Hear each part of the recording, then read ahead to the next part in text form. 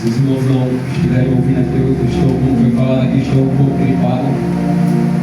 Minha voz está meio ecoada, mas o nome do Senhor vai ser glorificado na mesma maneira. Amém? Glória a Deus. Jesus fiel.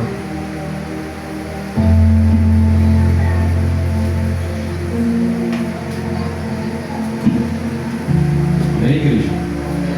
Lucas capítulo 8, versículo 40. Porquanto a Bíblia vai dizer: a filha de Jairo e a mulher que tinha fluxo de sangue.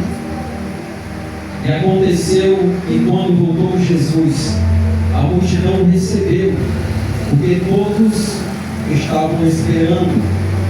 E eis que chegou um varão de nome Jairo, que era príncipe da sinagoga, e prostrou-se aos pés de Jesus, rogava-lhe que entrasse em sua casa, porque tinha uma filha única, quase de 12 anos, que estava à morte.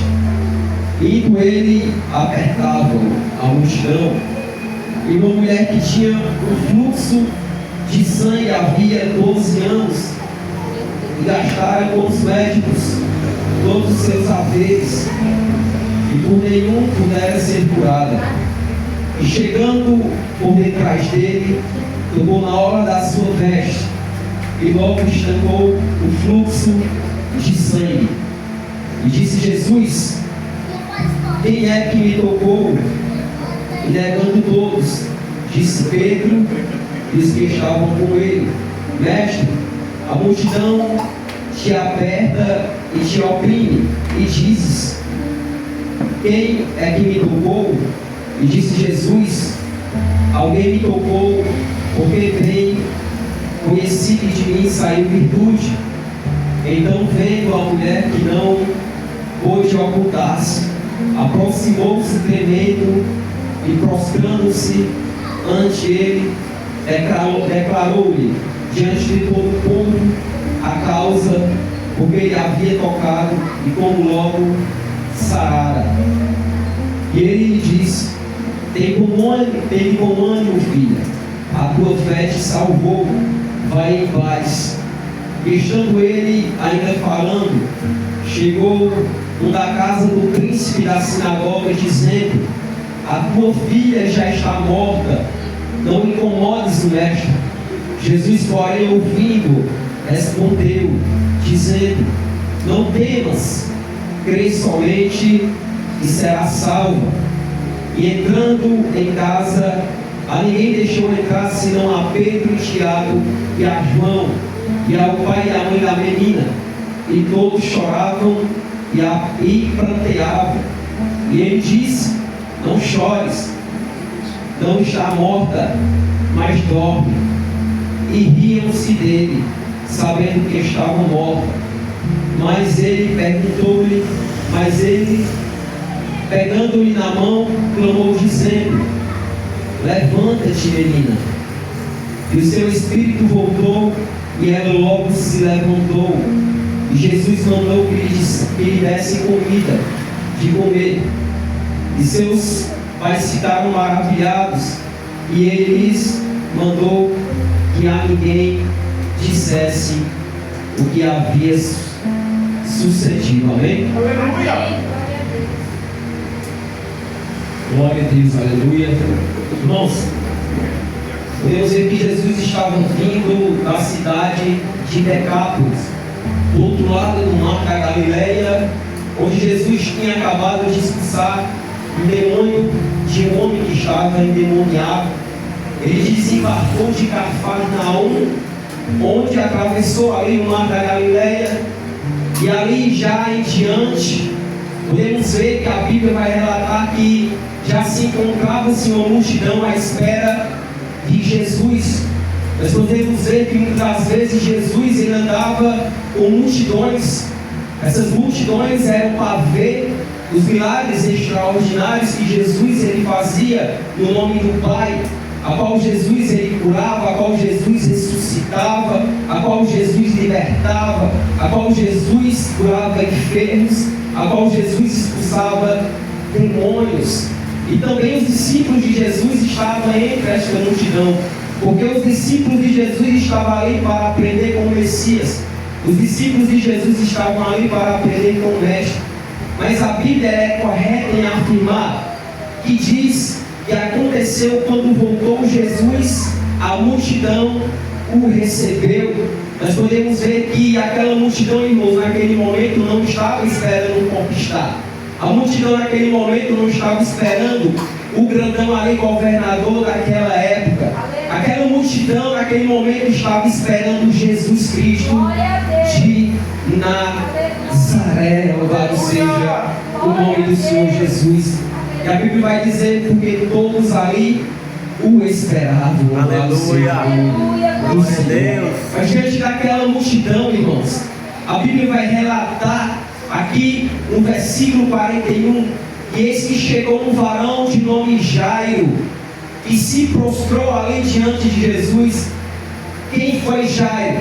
A Bíblia vai dizer que Jairo era o príncipe da sinagoga. Jairo era aquele que entendia por liturgia. Jairo era aquele que orava. Jairo era aquele que tinha conhecimento.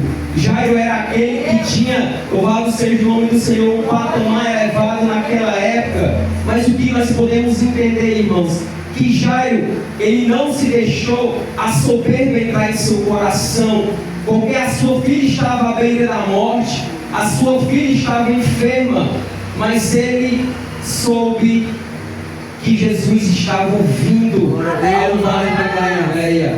Jairo, em nenhum momento, ele corre para A. Jairo, em nenhum momento, corre para B. Jairo, em nenhum momento, corre para C.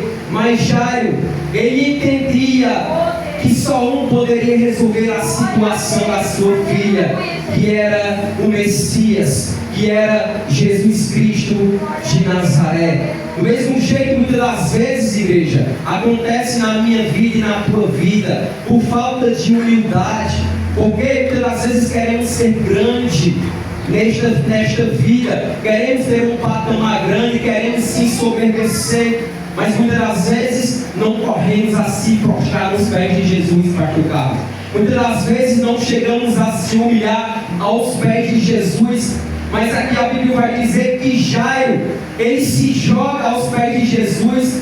Eu creio que naquele momento, irmãos, aquele homem, ele estava desesperado. Naquele momento, aquele homem, ele não sabia o que fazer. Louvado seja o nome do Senhor Jesus Cristo. Jairo pôde entender que seu conhecimento não ia tirar sua filha da morte. Jairo, ele pôde entender que o patamar onde ele estava não poderia tirar a sua filha da morte. Jairo, ele pôde entender que a liturgia que ele sabia, que a oratória que ele tinha não ia poder salvar a sua filha da morte, mas ele entendia e compreendia que apenas Jesus Cristo de Nazaré poderia resolver aquela situação na sua vida. Louvado seja o nome do Senhor. E a Bíblia fala que naquele momento Jairo, ele se prostra aos pés de Jesus e rogava-lhe, dizendo que Jesus fosse até a sua casa. Louvado seja o nome do Senhor. A Bíblia vai dizer, porque tinha uma filha única, quase de 12 anos, que estava doente. A filha dele estava à beira da morte. Mas, irmãos, o interessante nesta palavra, nos que chama a nossa atenção, é que naquele momento também não vai acontecer só apenas este milagre, porque Jesus, ele está indo para onde? Para a casa de Jairo resolver aquela situação, resolver aquele problema. Mas a Bíblia vai dizer que indo ele, aquela multidão o apertava, aquela multidão o espremia Jesus. E uma mulher que vai aparecer agora, que tinha um fluxo de sangue. Muitas mulheres aqui vão entender o que é um fluxo de sangue, porque a mulher, ela tem o seu período menstrual todos os meses, mas aquela mulher, ela passou-se a ficar com aquela enfermidade, igreja, 12 anos. A Bíblia vai dizer aqui que ela gastou tudo o que ela tinha, gastou toda a sua riqueza, mas não resolveu aquele problema. Aleluia! aquele fluxo de sangue. Eu entro aqui a meditar na vida desta mulher, pastor Carlos. Esta mulher poderia ser uma mulher de condições. Esta mulher poderia ser uma mulher de boa reputação. Mas o seu dinheiro, mas a sua reputação, mas tudo ali enquanto ela vivia, não pôde tirar ela daquela situação. A Bíblia fala que ela procurou os melhores médicos daquela época, mas não pôde resolver a situação daquela mulher. Além dela gastar todo o seu dinheiro, toda a sua riqueza, mas a situação que ela estava vivendo não fora resolvida. E a Bíblia vai dizer que esta mulher também ouviu falar de Jesus. Esta mulher ouviu falar do mestre dos mestres. Esta mulher ouviu falar daquele que tem autoridade para curar, para libertar, para sarar, para mudar a vida e para restaurar. Esta mulher ouviu falar do Messias. Esta mulher ouviu falar de Jesus. E a Bíblia vai dizer que esta mulher, em meio àquela multidão, irmãos, mesmo com esta enfermidade, porque, irmãos, quando a mulher estava com esta enfermidade, a Bíblia vai dizer que ela era excluída da sociedade. Ela não poderia andar ali ao meio ao público, ao meio à cidade, porque ela estava transgredindo uma lei que tem lá em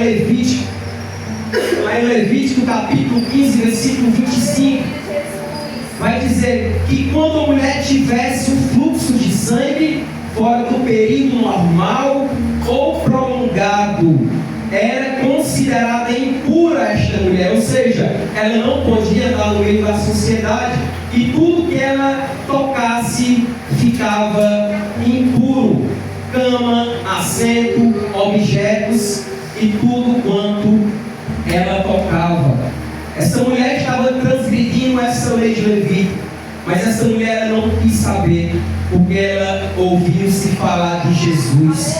Mesmo essa mulher, eu creio, não tendo força, mesmo essa mulher ali, vendo que tinha uma grande multidão naquele momento, igreja, eu creio que essa mulher já estava sem forças, porque essa mulher já vinha padecendo 12 anos desta enfermidade.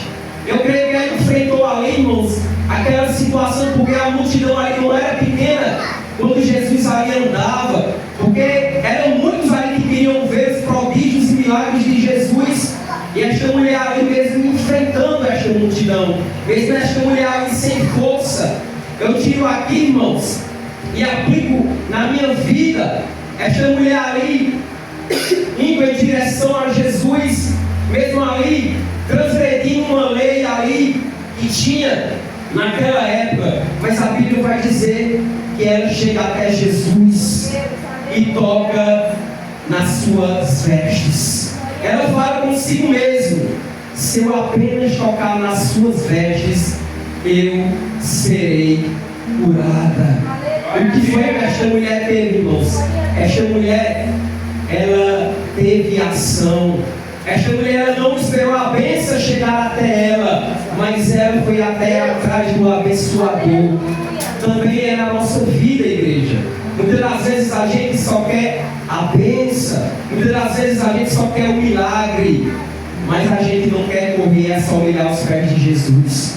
Mas às vezes a gente não quer se prostrar nos pés de Jesus e reconhecer que só Ele pode fazer, que só Ele pode transformar a situação que eu e você estamos passando na nossa vida. Muitas das vezes o que falta é eu e você sair do nosso descanso, do nosso campo de comodismo e fazer como esta mulher, enfrentar toda a situação e ir até Jesus. A Bíblia vai dizer que esta mulher ela toca apenas com a sua fé, porque a Bíblia fala que a fé é o firme fundamento das coisas que não se vê. Também a palavra do Senhor vai dizer: se vós tivestes a fé como do tamanho de um grão de mostarda, vocês dariam autoridade a um monte: monte se transpasse de um lugar para o outro, e assim a tua palavra de autoridade no nome de Jesus seria concedida, seria feita. E aquela mulher, por sua fé, chegou até Jesus e tocou nas suas vestes. E a Bíblia vai dizer que no mesmo instante, irmãos, não demorou 10 minutos, nem 5, nem meia hora, mas na hora quando ela tocou nas vestes de Jesus, a Bíblia vai falar que imediatamente aquele sangue parou de sair. Aquela enfermidade, irmãos, foi curada no mesmo momento. E naquele momento Jesus disse: quem é que me tocou? Jesus pergunta ali, e Pedro e seus discípulos vão dizer: mestre, o Senhor vê que uma multidão te aperta, uma multidão te oprime, e o Senhor pergunta quem te tocou. Mas Jesus ele fala: mas alguém me tocou de uma maneira diferente. Alguém me tocou de uma forma diferente. Pois de mim saiu virtude, pois de mim saiu poder, louvado seja o nome do Senhor. Jesus está dizendo essa noite que quer que você toque hoje nele de uma maneira diferente. Eu não sei o que você colocou diante de Jesus, eu não sei os percalços que você vem passando no seu lar, na sua casa, mas hoje eu libero uma palavra de autoridade no nome de Jesus para você, igreja. Toque em Jesus nessa noite de uma forma diferente. Toque em Jesus de uma maneira diferente, como esta mulher tocou. Ele diz: alguém me tocou de uma maneira diferente. Jesus está esperando você tocar nele nessa noite de uma maneira diferente. Louvado seja o nome do Senhor. Jesus essa noite, ele quer intimidade. Jesus essa noite, irmãos, ele não quer que você ore palavras repetidas, que você ore da mesma forma que você vem orando, pedindo a mesma coisa. Mas Jesus, Carlos, ele quer que a gente ore com ele com intimidade. Aleluia. Ore para ele, irmãos, com detalhes. Louvado seja o nome do Senhor Jesus. Intimidade, igreja, é você falar e conversar com Jesus. Não é você orar oração repetitiva, mas é você dizer: Pai, eis-me aqui, Pai, olha, eu pequei por isso, eu pequei por aquilo, Pai, eu transgredi, Pai, resolve essa situação. É também, igreja, ser grato. Nós muitas das vezes só sabemos se ajoelhar para pedir, para pedir, para pedir. Jesus, ele está esperando em você hoje tocar nele de uma maneira diferente, como esta mulher tocou nesta noite. Louvado seja o nome do Senhor Jesus Cristo. E a Bíblia vai dizer, irmãos, e então vendo aquela mulher que não pôde ocultar-se, porque ali havia uma grande multidão, e aquela mulher tocou em Jesus, mas ninguém pode se esconder do Senhor, irmãos. Você pode se esconder de todas as pessoas, mas de Deus você não se esconde, porque Jesus, ele tem os olhos de chama de fogo. Deus, ele tem os olhos de chama de fogo, e ele nos vigia 24 horas por dia. Por isso que o salmista, ele fala no capítulo 3, versículo 5 de Salmo: eu me deito e durmo tranquilo, e pela manhã já estou de pé, porque o Senhor, ele tem me sustentado. Se o salmista ele fala isso, é porque o Senhor está em 24 horas cuidando da vida do salmista. Também ele está nos olhando 24 horas, irmãos. E a Bíblia fala que aquela mulher não pôde se esconder, e ela chegou ali a se declarar para Jesus. Naquele momento ela contou o seu testemunho. Eu creio em nome de Jesus, irmãos, que vai ter testemunho a ser contado nessa igreja. Do mesmo jeito que aquela mulher do fluxo de sangue, ela foi curada e passou 12 anos, e pela sua fé ela sai do seu canto e tocar a Jesus. e ser curada e receber ali o seu milagre, também vai ter gente que vai vir aqui contar testemunho. Você pode ver o que eu estou dizendo hoje aqui. Vai vir pessoas contar testemunho de milagre. Do que Deus, Ele vai fazer ou fez na vida de vocês. Você não vai poder esconder este milagre. Porque quando Jesus faz, irmãos, você tem que contar o testemunho para que o nome do Senhor seja glorificado. Aleluia! Louvado seja o nome do Senhor. Glória a Deus. Escute e guarde. Vai ter testemunho a ser contado nessa igreja. O que Deus, Ele vai fazer na tua vida. Louvado seja o nome do Senhor.